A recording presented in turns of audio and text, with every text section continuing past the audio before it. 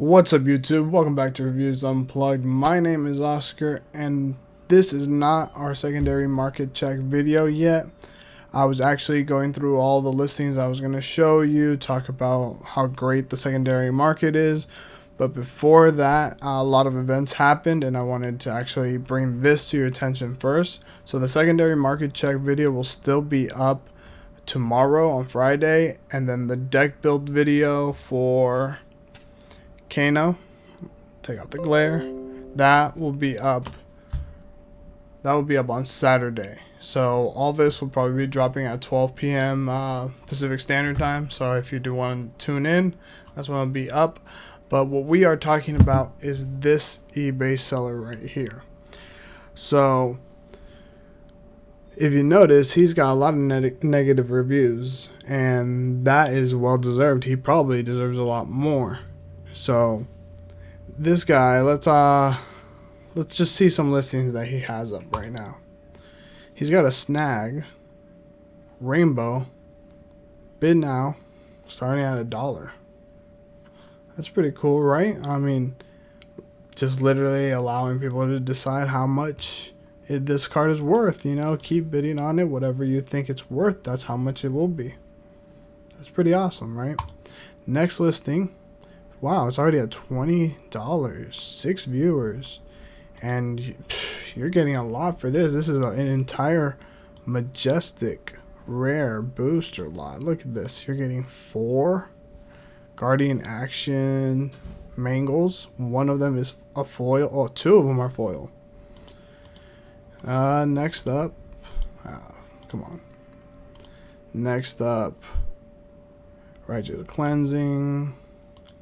You know, just a whole bunch of really good cards. And look at this page right here. We got the Snag Non-Foil, Unified Decree, Perch Grip, Gambler's Glove.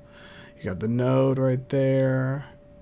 A lot of great cards, and only for $20. Wow, guys.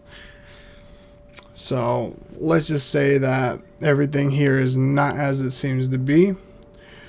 This is a very least an unexperienced eBay seller who is just doesn't really know how to run his page and doesn't know what to do. And at the very worst, this is a scammer slash, like, I wouldn't even know how to classify it. Would it be gouger? I mean, technically not, because let's get into everything that happened. So prior to this, let's go see if I can find his sold listings. He had a lot. I'll just go over here, right? So he had a lot that was about 3 booster boxes worth of common and rare, all variants in foil, non-foils, and it was on auction for sale starting $50. Now that's a really good lot to have. I mean, 3 booster boxes worth starting at $50. Everybody's just kind of bidding that up. I was really interested when I saw that, so I put myself to watch, was gonna bid on it, but I wasn't too heavily invested in getting that just because I already have a complete common and rare playset for Crucible of War.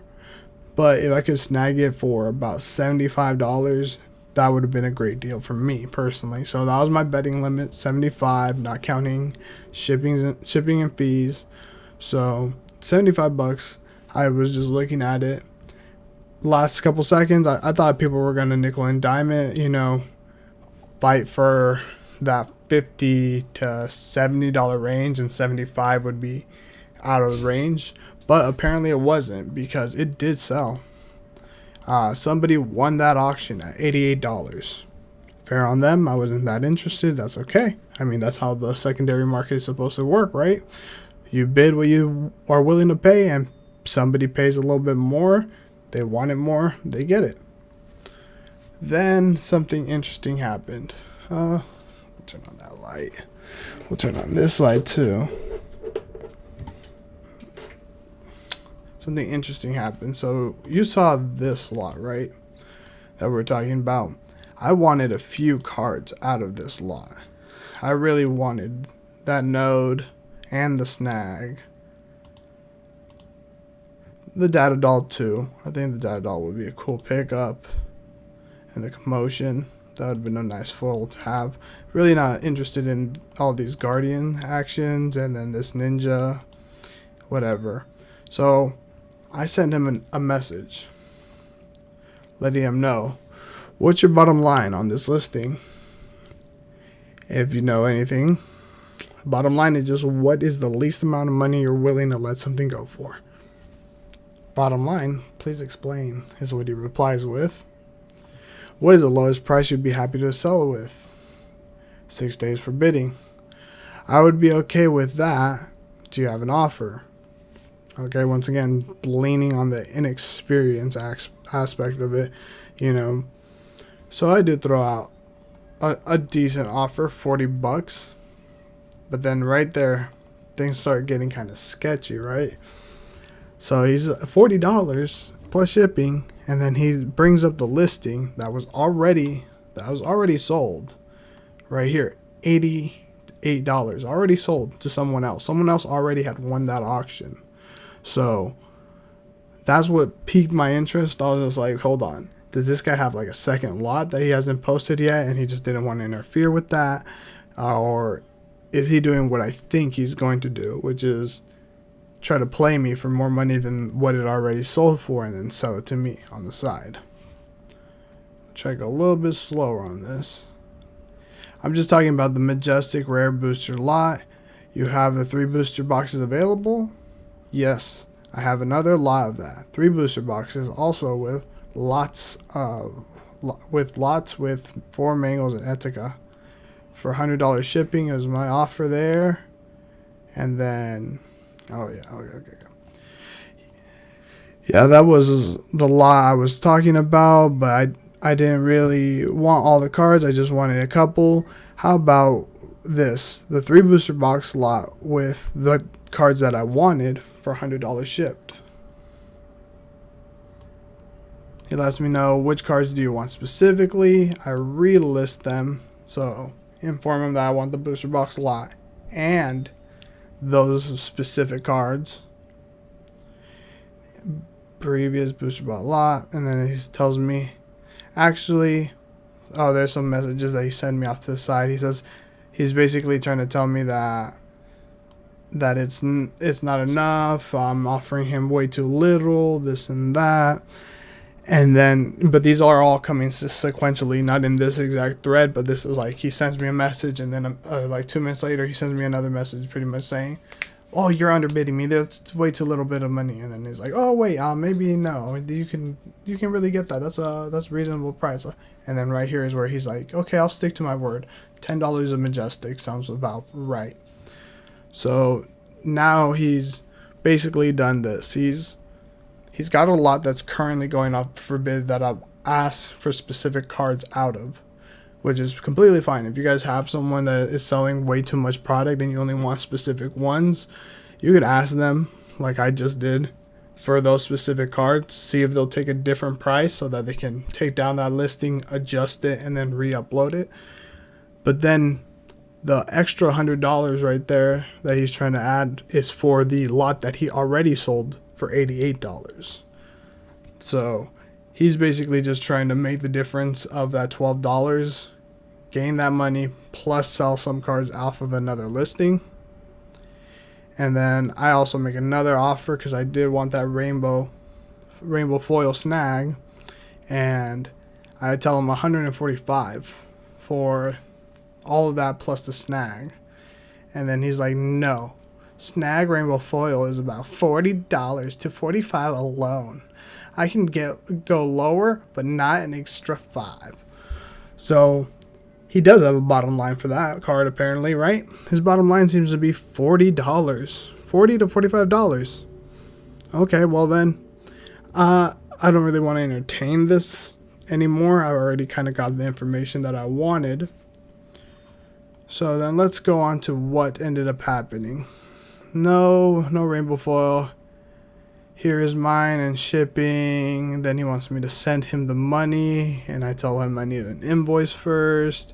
And then he just tells me to send him the money through goods and services, and then I ask him how I would get a tracking information and that I would send the money.